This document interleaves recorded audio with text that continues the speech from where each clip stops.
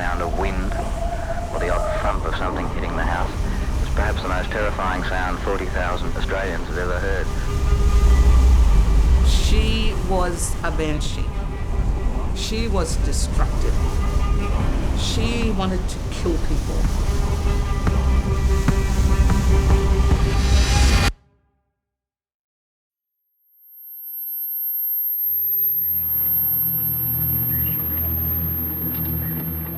It's a scene I'll never forget. And I thought at that moment that we must be the only people alive. You know, because there was no sign of life and there was no people anywhere. The term Merry Christmas will probably always be a dirty term for Darwin people following Cyclone Tracy. It is, one of Australia's worst natural disasters. It destroyed a capital city, killed 66 people, and changed the lives of 45,000 people forever.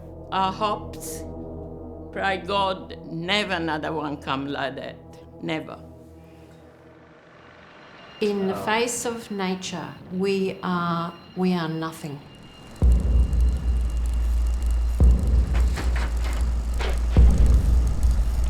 Darwin is devastated. Darwin is destroyed. Tens of thousands of Australians share a traumatic bond. They endured one of the country's worst natural disasters, Cyclone Tracy. It's windy on the Darwin coastline at the best of times right where I am, but here where the system first hit with full force on Christmas morning in 1974 was absolutely unbelievable. Since then, Australia's experienced many other catastrophes, but the horror of Cyclone Tracy is etched deeply into the national psyche. Part of what makes it so shocking is the way it struck when the people of Darwin least expected it. A friendly oasis in the sparsely populated wilderness that is northern Australia.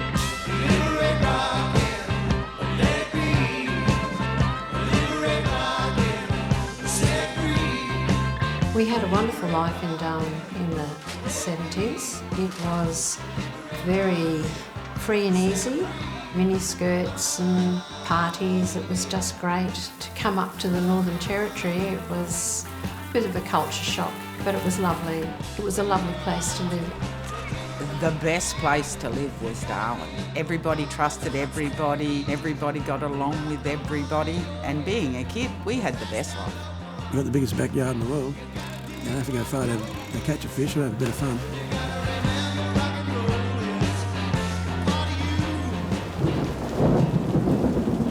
Late 74 in the top end. The monsoon season had set in when the city received a warning. A tropical system called Cyclone Selma was on its way.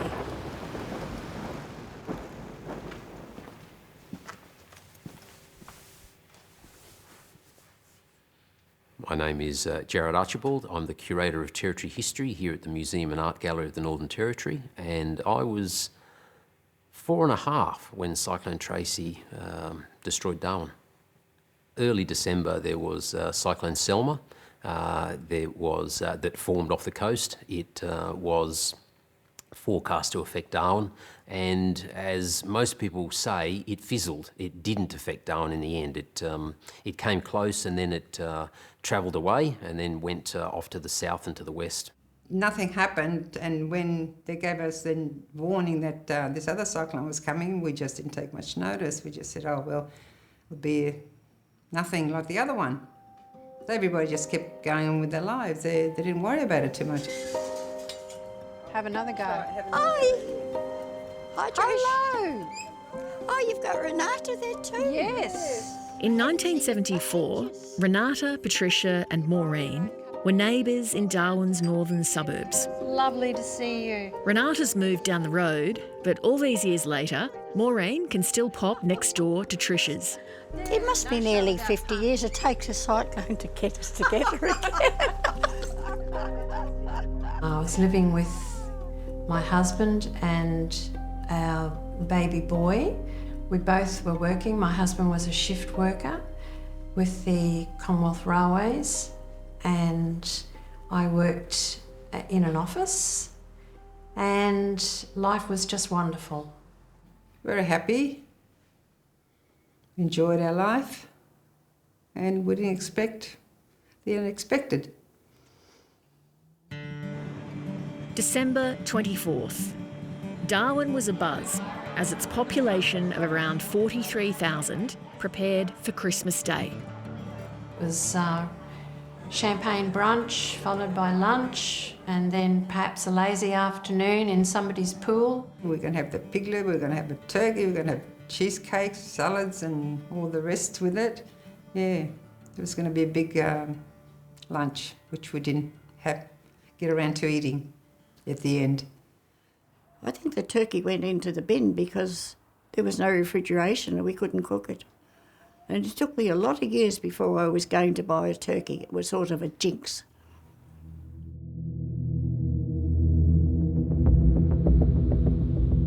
Four days earlier, satellite imagery had captured a system gathering strength out on the Arafura Sea. It was given a name that would prove fateful, historic and deadly. Cyclone Tracy. It formed on the 20th, 21st. It was named. It started intensifying and was just travelling sort of southwest along that northern coast of the Tiwi Islands. And it was predicted to just keep doing that and go right past Darwin, go past the Tiwis and then travel on down in that sort of southwesterly direction. But tropical cyclones are notoriously difficult to predict. There were different forecasts and it was a little bit confusing and people were a little blasé, I think, perhaps. And I think it was just the season as well. We live in the tropics. Wet weather isn't something uncommon. We had 2 Labradors which had to be walked in the rain and a little boy who was very concerned at some point along the way that Santa Claus mightn't be able to come because it was very, very wet. The rain was starting to get a bit horizontal and I remember the water coming in under the door in the kitchen. So I recall getting a mop and trying to mop up the water as it's coming in. My name is Roland Desmond Chin. I grew up in Stewart Park. Dad had a general store called Tang Store and I spent most of my life growing up in that shop and we were running the shop up until the night of Cyclone Tracy. Around 8 or 9 it was starting to get really blowy and wet and Dad would have closed the shop and he was getting a bit concerned because of the wind was getting sort of stronger and stronger.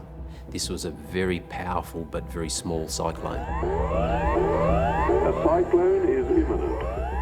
A few hours of organised family action can turn the odds your way. Raylene McAdam. I was 11 years of age, went to Nightcliff Primary School, was in grade 6. I was in the car with my mother just waiting for the pork to be organised from the butcher shop and then I heard the siren. And I said to my mother, "What is that?" And she said, "Oh, don't worry about that, Dale." She said, "It's just another cyclone warning. We get them all the time." And that was the end of that story. Batten down your house by making sure all doors and windows are securely fastened or strengthened by diagonal strips of heavy adhesive tape. Cyclone Tracy was gathering strength. It was intensifying as it moved towards the coast. It wasn't a slow intensification, it was quite fast. We had an upstairs and downstairs home, so we were all upstairs. And then when the wind had come through, it had actually blew the air conditioner into my parents' room, so it was quickly get ourselves downstairs. And then you were hearing all of the sirens through the radios and everything like that. We were getting sort of prepared to do midnight mass. Was going to be my first midnight mass ever.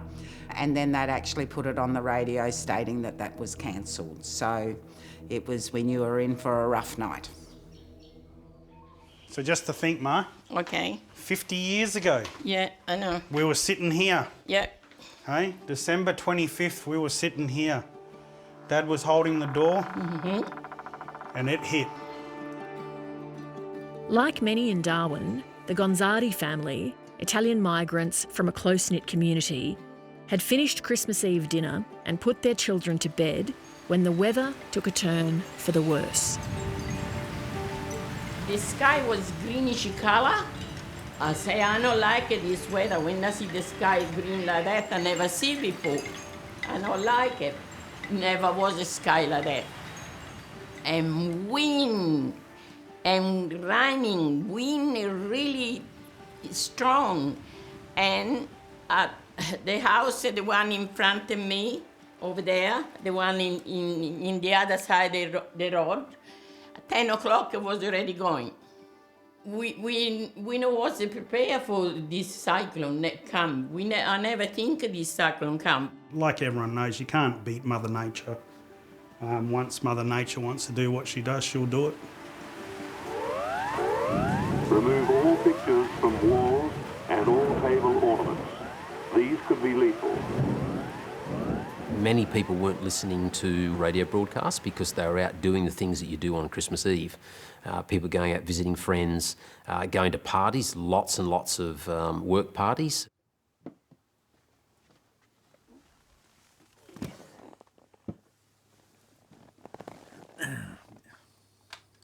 Let the interrogation start. I was Peter Dwindley, and 1974, isn't it? At the time of the cyclone, I was working at for the health department, but driving from the hospital to Fanny Bay, the car was getting buffeted by the wind, and I thought, oh, okay, bit strong. So I didn't think of nothing about it. So I went to a party that night, and so the weather just deteriorated slowly but surely all night, and it didn't stop.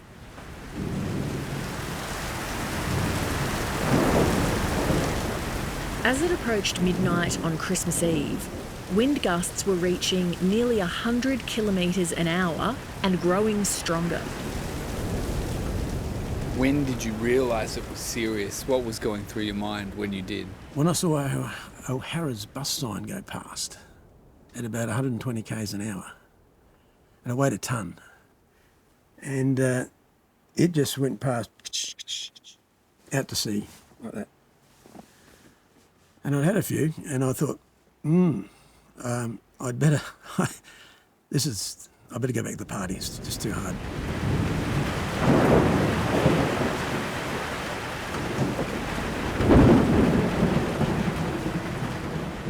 My name is Christine Fijo King.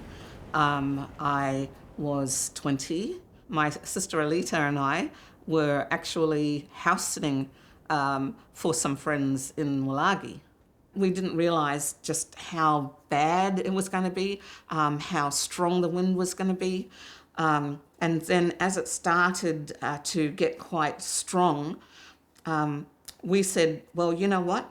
Let's go and put on our jeans, and we'll put on some boots, because we weren't going to be found in our 90s, dead in our beds the next day. And so we were like, nah, this is it. This is how we're going to go.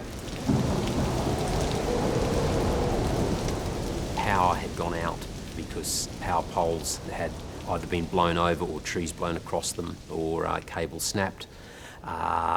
And so, lights have gone down, so you're now in the dark with this huge, winds and rain happening, and it continues to intensify. We could hear the cling and the clang of metal and roofs falling off, and we could physically see that through the windows, and we thought, oh my God, this is really, really bad.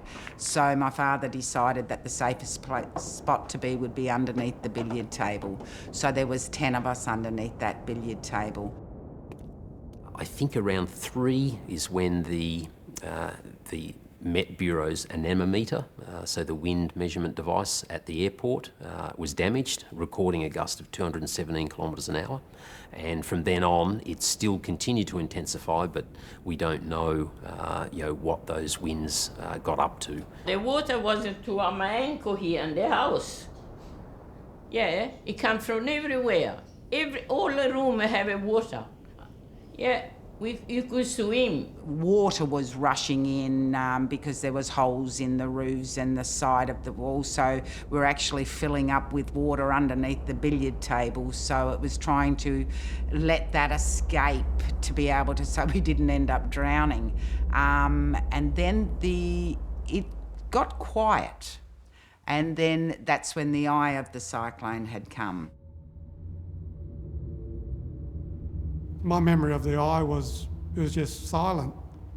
You didn't hear any insects or any birds. That's when large numbers of people were able to go outside, assess damage, move downstairs and get into cars or into storage shelters when they had upstairs houses, but the worst was yet to come. They could then hear the eye returning from the other side as it kept going over Darwin. So if you're here and there's this circular storm coming towards you and then you get into the eye, you then have this eye wall at the back and the winds are coming from the opposite direction. And it goes from that lull to full power instantly in the other direction. And that's when so much damage was done. That's when houses exploded off piers, when trees are uprooted and pulled out the ground, when everything turned into a maelstrom of destruction. And then the wind came from the opposite direction with an absolute roar. The wind was the most horrific thing. The wind was evil. The wind wanted to get you and kill you. That's how it felt. And it was scary as hell. The next thing was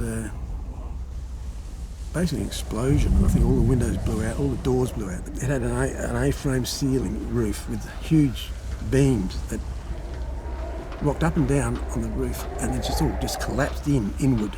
We decided to leave the flat. You had to walk out the door and go down these external stairs, and we just heard a big thunderous noise behind us, so the ceiling collapsed as we were leaving. The walls of the house were moving in and out, and like they were pulsating, and the noise was absolutely unforgettable. The noise it was like the house was screaming in its death throes, and this dreadful, dreadful noise started to get louder and louder, and I can remember saying to my husband, what on earth is that noise? And that's when I felt very vulnerable, because his reply was, well, that's the roof. We have to find more shelter. So sheets of tin lifting off, or even entire roofs being pulled off and then flipping over and then crashing into the next house, or crashing into the yard behind, or whatever the wind, where it took it. And so you have banging, crashing, glass breaking, you have splintering wood, and just the thumping of things onto your house, of things that are windborne and just crashing into your house. By this time, the house is tearing itself apart. The walls are starting to move in and out. They're going to go. The roof's starting to peel away. You have to think on your feet. You have to, it's preservation, it's your life. And we had this tiny child, and we just knew we had to protect him and protect ourselves.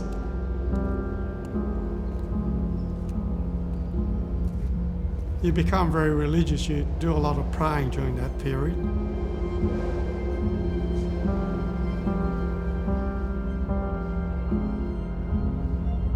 We lay down beside the wall and where the bed was. We put the baby at about hip length between us, and we pulled the mattress from the bed across on top of us. So I'm lying there thinking, if I don't hang on to this mattress, we're out in the open. Arnold Schwarzenegger couldn't have held on to that mattress stronger than what I did. It was quite terrifying. We had a lean-to mattress, and we put our heads under it, and that's about it. We laid there for hours, and the wind was going across at about apparently nearly 300 k's an hour. And it was very, very cold. Lost a tan that night, I reckon. And lying in the glass and stuff with the jocks on wasn't real comfortable. I never forgot in my life until I leave, never. I see my kids, especially Emilio, all the time was say, Papa, what's this? What a noise? Papa, what is it? And my husband say, Emilio, it's okay, everything okay. You know? Now, truly, and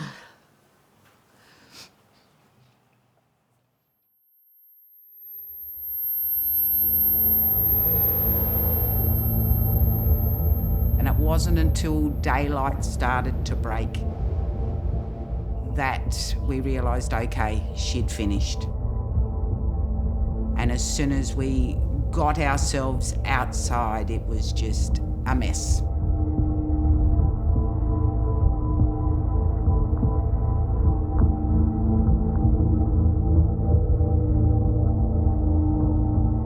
and my husband switched on, and the radio 70 said, Darwin is washed out.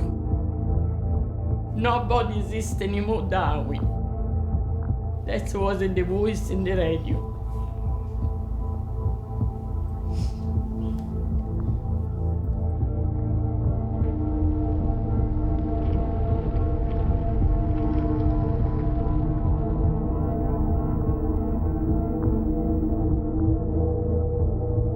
And we looked around.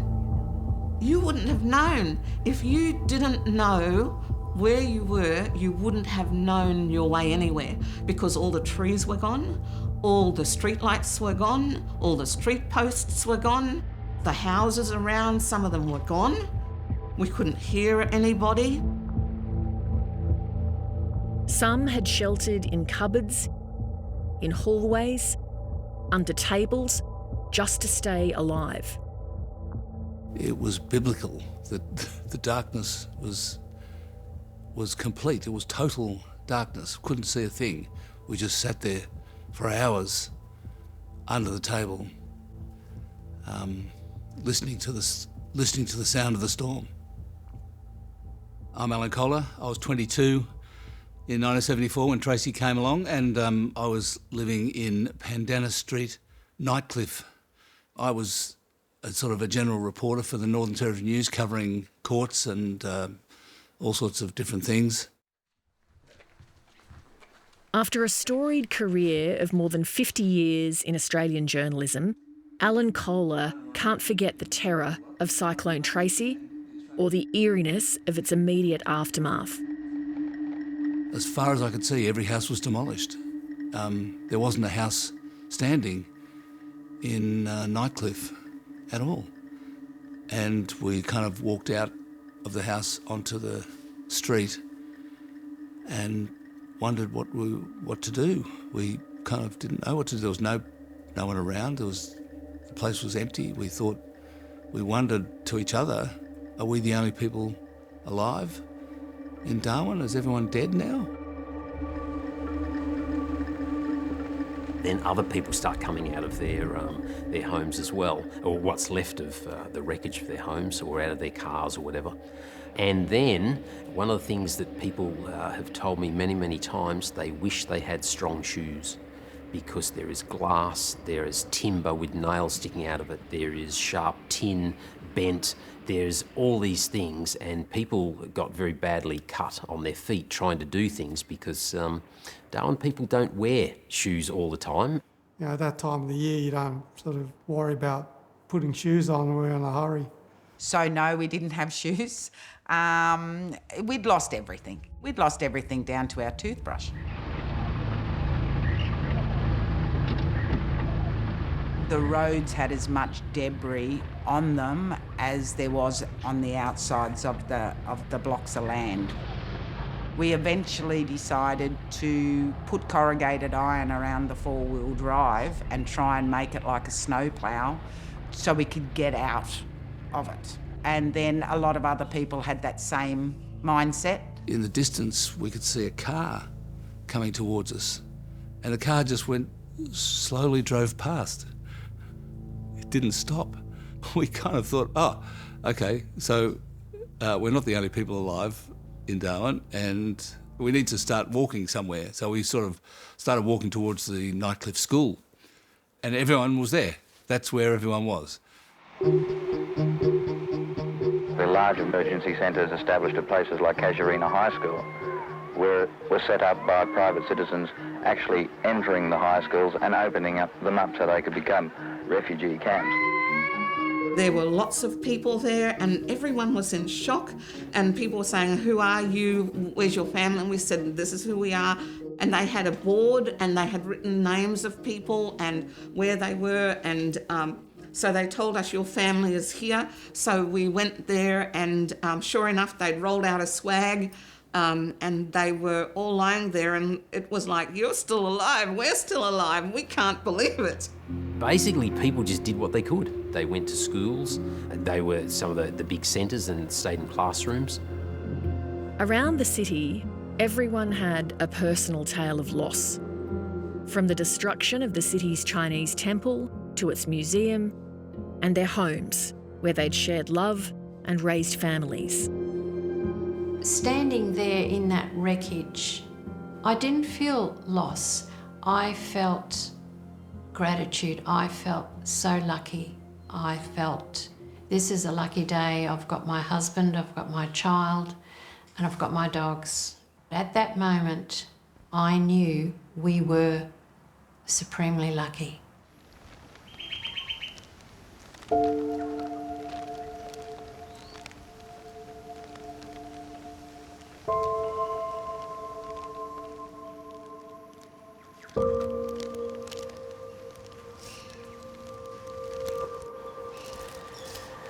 God bless you, Mum. This is hard, Lynn. This is really heartbreaking.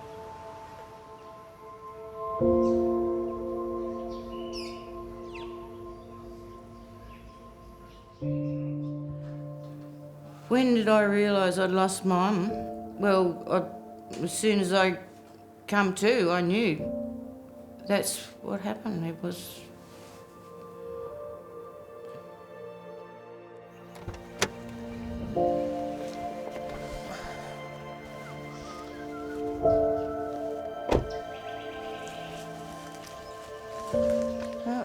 Here it is, Lynn. A little bit different from when I remember it. Yeah. Geez, it's way different from what it used to be.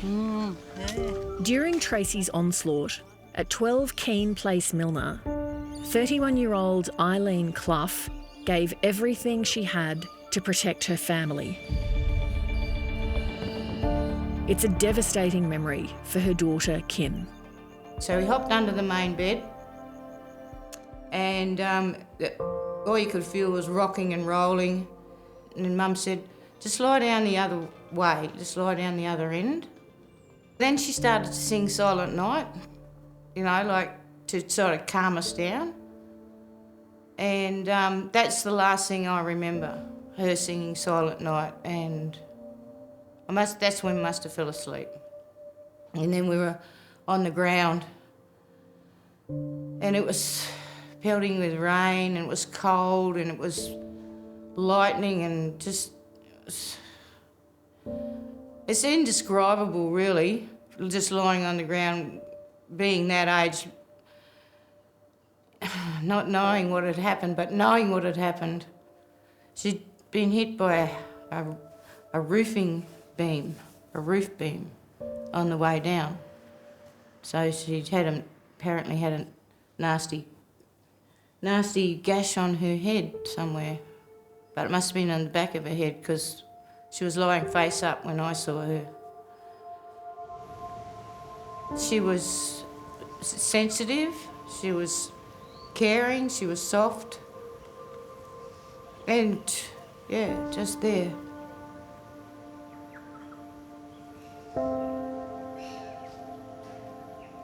I guess that's the hardest part, not knowing.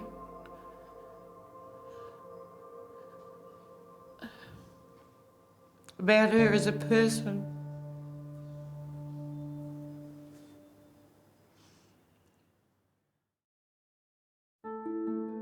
In the midst of the devastation, Darwin attempted to salvage a Christmas Day like no other.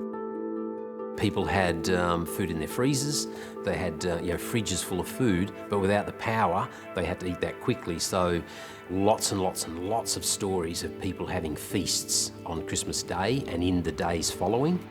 Everybody who had come and bought their Christmas food, we ate what was cooked and we shared it with people, all the tinned food and rice. Across the road was a RAOB club, which is, we call it the Buff Club, and that they had some ice left over. So the funny thing, later on that day, they came over with a esky full of ice and they said, well, we've got some oysters there, so, you don't want to waste it. So we spent that afternoon eating cold oysters, so that was luxury for us.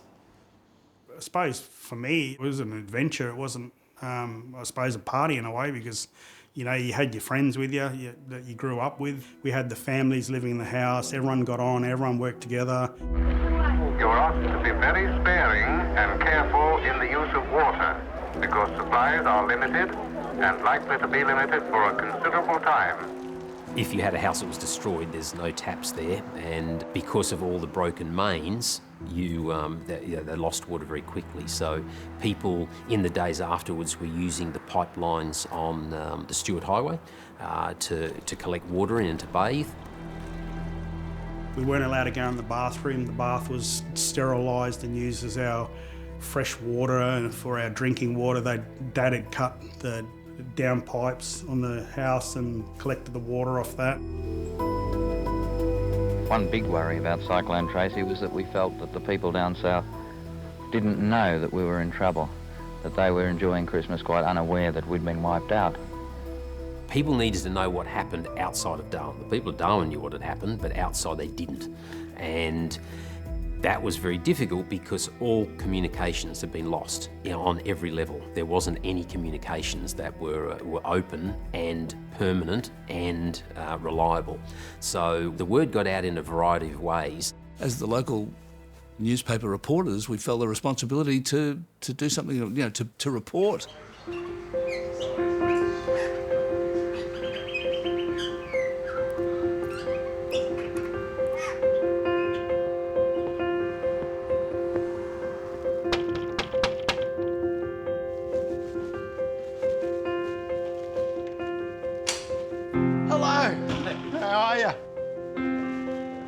Oh, wow. Yeah. Long time, eh? Long time. Yeah.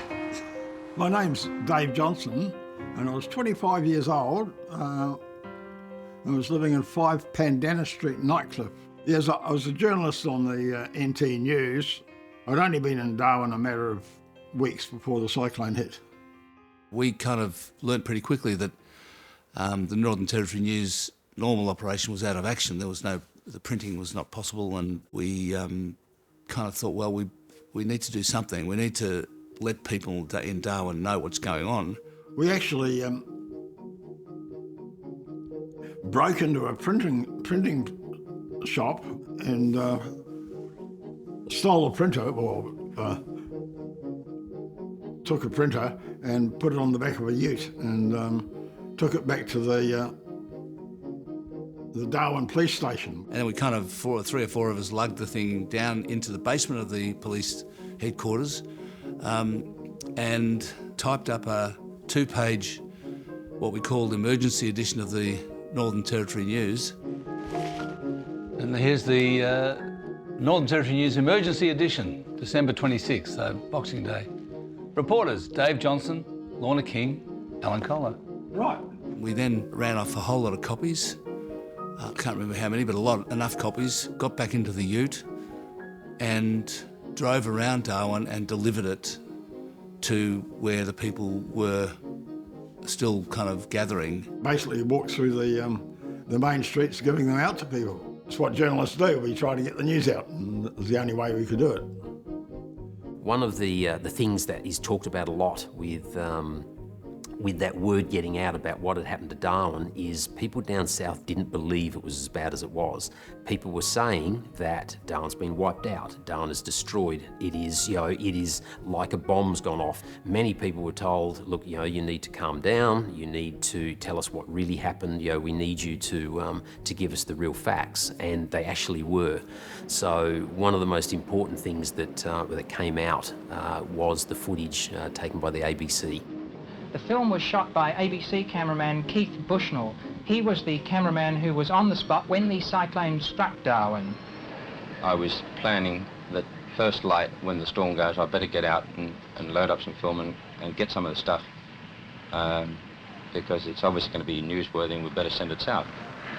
And that was filmed, it was put on an aircraft, and just with anywhere it said on the film, it got to Sydney, it was picked up by the ABC, it was developed, and when that actually went to air, that's when Australia and the world and the government realised the extent of the damage that had occurred in Darwin. This is Mike Hayes for ABC News, and the wreckage was once a bloody good place to live.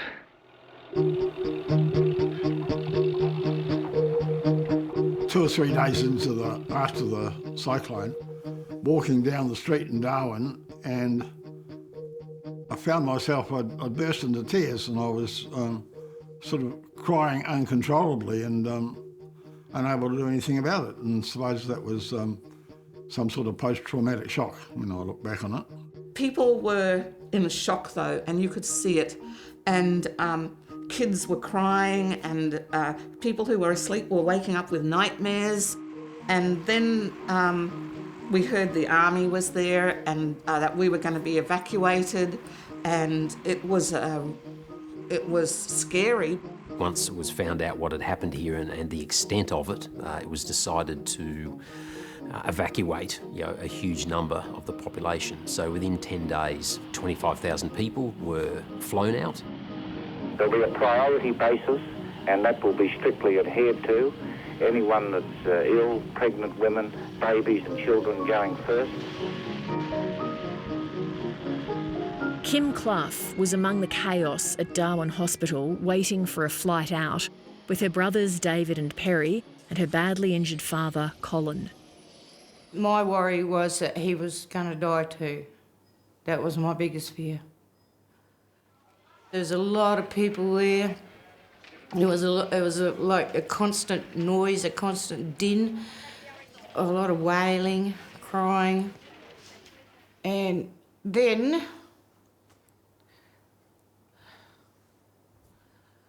I had a little meltdown, and some fella, I don't know who he was, sent the nurse over to tell me it was all right.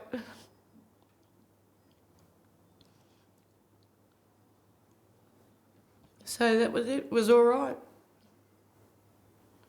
It was okay.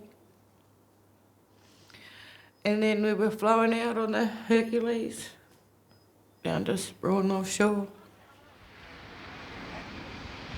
Sydney's Royal North Shore Hospital received some of the first badly injured victims. They all told of their helplessness in the face of the most destructive winds ever recorded in Australia. Other victims were a food company salesman, Mr. Colin Clough, and his 3 children, including his 12-year-old daughter, Kim. Mr. Clough, what happened to you and your family and your house? Well, we were really worried about 1:30, 2 o'clock, when the complete roof of the house just disappeared. So the only thing we could do is to get the children and hop underneath the main bed. This was all right for half an hour or so, and then the complete house, walls and all, just disappeared, leaving us out on the yard. Just picked us up and threw us out on the yard. About 2 minutes later, the floor and everything disappeared, the whole house. So we spent the last 4 hours huddled on the yard outside the house, or where the house was.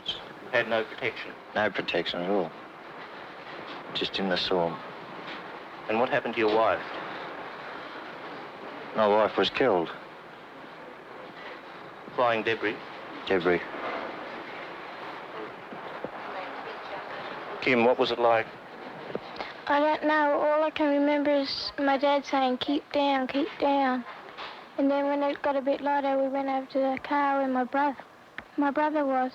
My dad was nearly fainting from the loss of blood. And he started to beep the horn. Our neighbours came and helped us and took us to the hospital. And there they gave us a lot of attention and cared for us.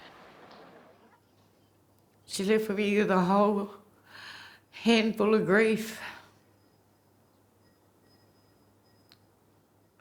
And that's not fair on my friends or my family, that I've had to burden them with it. Do you resent Tracy leaving you with that? How can you resent an act of nature? You can't. You know, that's just, that's your lot. That's just fate. You can't predict these things. You just got to accept them and deal with them and move on. The Air Force began a massive airlift. The Army flew in engineers and signallers, and in Sydney, the Navy readied for sea. The immediate aim was to ensure that Darwin had the basic requirements for survival. The Army had come in and cleared the roads, and they said all the men have to stay behind and boys from this age. And so my dad had to stay, and my family, the children and my mum, we had to go. And we didn't know where we were going. We go in the bus, I saw my husband cry. Nothing, you know, it was the first time, like I said, we separated for, you know, for long. It was nearly for 3 months. I went with my mother. We got to the airport and there were all these lines up and they were saying to people, where do you want to go? And we're in this line and there were men dressed as women. And the police were pulling them out and saying, you're not a woman, this is for women and children, and pulling them out of the line. And, you know, everyone's in shock. I don't blame them for wanting to get out of there with their families. Men dress up like women and they have a pillow here in the belly, look like it was petting baby. And the police arrested them. Those passengers will be flown to relatives if they have them in their home states. If not, they will go into the shelters that we will be setting up in the capital cities. They asked us where we wanted to go. And so we said, well, let's just go to Adelaide. And so they put us on these planes and you were sitting on the floor and you had to walk up a ramp. And it was dark when we got to Adelaide and it was cold and we were just in the clothes we were in. Here I'm a 6-year-old kid and there was the most prettiest air hostess there with this most gorgeous smile, and she had a trolley with blankets, like heavy-duty blankets, and you could grab one and then because it was cold when we got into Adelaide. And then we got into the airport, and I'm not joking, it was like it was like Adelaide had opened their hearts up. There were trestle tables everywhere of food, clothing. We're getting people out of Darwin now just as fast as they can be got to the airport. Being evacuated to Sydney Airport, that was an eye-opener for an 11-year-old. It was walking through and there was so many gifts.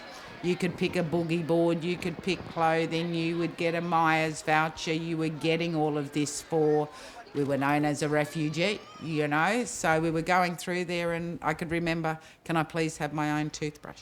That's all I asked for, was my own toothpaste. People were just nice, you know, friendly, welcoming, you know, like you get hugs from strangers. Families dipped into their Christmas stocks to provide food for the Darwin victims. Many even gave their Christmas cakes. Then that was it, and we just had to build our lives from there. For those who didn't evacuate by air, the Stuart Highway offered another route out of the disaster zone. Around 10,000 drove out in some of the worst conditioned cars you could ever imagine. We were lucky we had filled the tank with petrol, and we just got in and we just drove away. You know, it was out of here, I don't want to be here anymore. And that was it.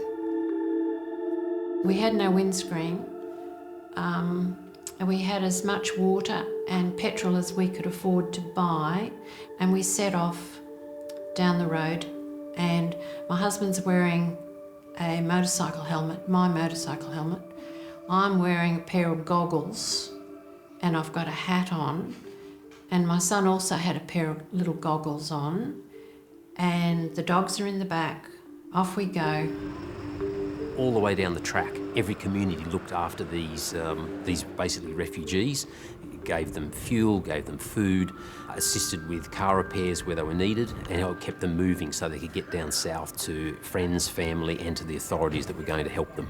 We drove out and look, it was great. We went to Pine Creek and all those places along there, and people were coming out with all sorts of stuff, and it was amazing. You know, if your car needed work on it, they'd do it for nothing and all that sort of thing. It gave us food and water, and it was great. We really enjoyed their hospitality. We do have refugee cards, which I've kept all these years because I thought there's not many Australians who have a refugee card. People are still leaving and heading down the track. It was a mass exodus, and it was also, the biggest evacuation ever in Australian history. It was massive and very quick. And that needed to happen because there was no power, water, sewerage, and it needed to have the population reduced down to a point where people could then live, but then begin the clean-up process and the rebuild process. Gough Whitlam was the Prime Minister at the time. He was actually overseas, and he flew back to Australia, came to Darwin. There had been some talk in the very early days that because the damage was so bad that the government may decide just to walk away. Darwin won't be rebuilt, we'll build something new somewhere else. When Gough Whitlam came, he toured the northern suburbs and other parts of Darwin and made a statement that Darwin would be rebuilt and that it would be a place, once again. The people who live in Darwin now enjoy no better conditions than they did during the war. Now, the great thing I have to say to the people of Darwin is that the Australian government is determined to see that Darwin is rebuilt and restored. It was a very important part of people knowing that the Australian government was behind them. Although much of the population had departed, some were allowed to stay behind to help start to repair their beloved city from scratch. Power technicians, cooks, and emergency workers among them. My name is Pat King, and at the time of Cyclone Tracy, I was 22. We would have been having Christmas on the ambulance station, and we were rostered to work that day. I don't remember how long I was here. I don't remember when I went back. But the history book and the records say I was there for 80 hours. We were what was an army of squatters. We found places that had a roof, not always power and things like that, but we moved from one place to the other. I think it was a new adventure. In the evenings, it was like being on a camping holiday. Sitting outside, camp chairs, showers were a bit of a challenge. So we went out to the RAF base and got under the fire hoses at night and had a shower. If we wanted water, we put a piece of galvanised iron at an angle and a bucket at the bottom because there was plenty of rain, it was the wet season. We had a constant fire going, there was plenty of firewood. We boiled all our water. We just kept ourselves busy, and there were so many things happening. 94% of all buildings were either damaged or destroyed. So it was there needed to be a lot happening. There were no power lines around the city. They'd all been destroyed. My name is Stephen Allen. I was 28 at the time of Cyclone Tracy, and I was working at the main power station for Darwin, which was called Stokes Hill Power Station. So the boiler's out the back here, and the turbine's inside, and then down here is the pump house, and then the pipes taking the cooling water to the power station. For me, my work was working with the other guys in the power station to get things up and ready. And so gradually, the power came back. And of course, as far as power supply was concerned, there were teams of linies, people doing power line work, were sent from all over Australia. The people of Darwin have been magnificent through it all. To come to the aid of Darwin is our greatest national challenge for 30 years. Operation Navy Help came to Darwin in very early January and brought huge numbers of men and women and machinery and supplies, and the naval teams got together and started clearing huge numbers of lots in readiness for a rebuild, but the cleanup had to happen first. And then the rest of Australia just rallied and came to our aid, and it was one miracle after another. Everyone tried to give them some comfort. There was an overwhelming nationwide urge to help. People really wanted to help, and that wasn't just nationally, that was internationally. One of the things that happened very quickly was the Darwin Appeal was organised, and that was fundraising that could be done by anyone in any community, and that money then went to the people of Darwin to help them and to help rebuild the city. And that was huge. Musical events occurred in London. The Royal Philharmonic Orchestra actually did a concert. It just happened everywhere. People wanted to help. It was just extraordinary. It was Australia-wide, and it was Australia at its best. So gradually things were coming back to Darwin being in a livable state. There was, all these men and women working very hard to clean up Darwin and to then begin that rebuilding process. But there wasn't anything to do apart from work, and I've talked to numerous people that just talk about working from sun up to sundown with no break. And then you slept, you ate, you slept, then you started again, and you just did that for weeks and months on end. Already known as a frontier town, the period before Darwin was rebuilt had its wild side. There was looting, and I have heard that dogs were shot. A lot of dogs were abandoned, sadly. Natural disasters bring out the best and the worst in people. There was looting, there was lawlessness, cars were stolen, taken down south. A lot of people just wanted to get out. It was different. We were at that time living in the city, and particularly the New South Wales police, they patrolled the streets, and they all had guns.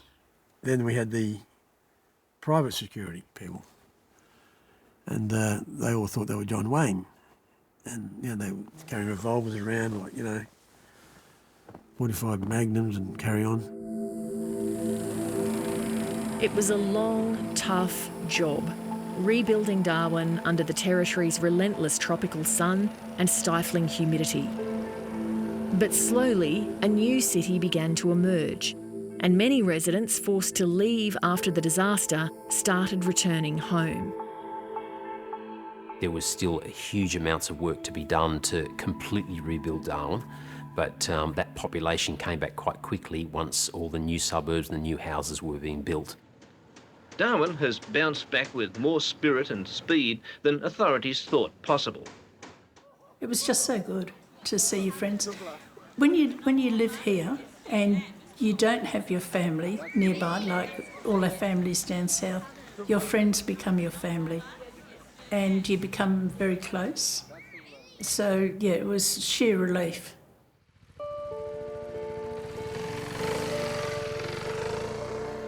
So we'd left in 75 and came back in 83. 8 years we'd been away. We marvelled at all the changes that had happened in those 8 years. The reconstruction was astonishing. You could still see a lot of, particularly if you knew where to look, a lot of evidence of the destruction. Blocks of flats where the top floor had been demolished had been re-established. And you could tell by looking at it because the bricks were different on the top floor than the bottom floor, but only if you knew what you were looking for. In the end, Darwin was rebuilt in the way that mostly the locals wanted it, and that was the best way for it to happen because it kept people happy.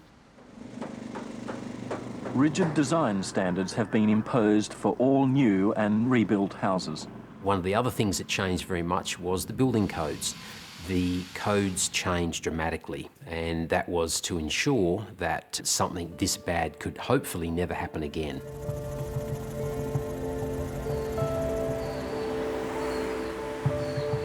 Today, Darwin is a thriving city of more than 130,000 people. Obviously, a lot of these residents weren't here the night the huge winds came and tore the place apart. But between the newcomers and the old residents returning to their beloved home, people pulled together to make sure that Cyclone Tracy didn't destroy Darwin for good, restoring the city to the unique tropical paradise that Australians know and love. Darwin has gone through numerous cyclones and it still will, but the resilience of the people remains strong. Our ancestors are here and we will become ancestors to our future generations. So that cycle continues. It's always talked about how Darwin changed because of Cyclone Tracy, and that is true. It certainly wasn't the same place afterwards as it was before, but it is Darwin. Darwin's resilient, and the people who lived here still love it. I think Darwin's got this great soul about it because the people and the spirit of Darwin. It's just somewhere that will capture your heart.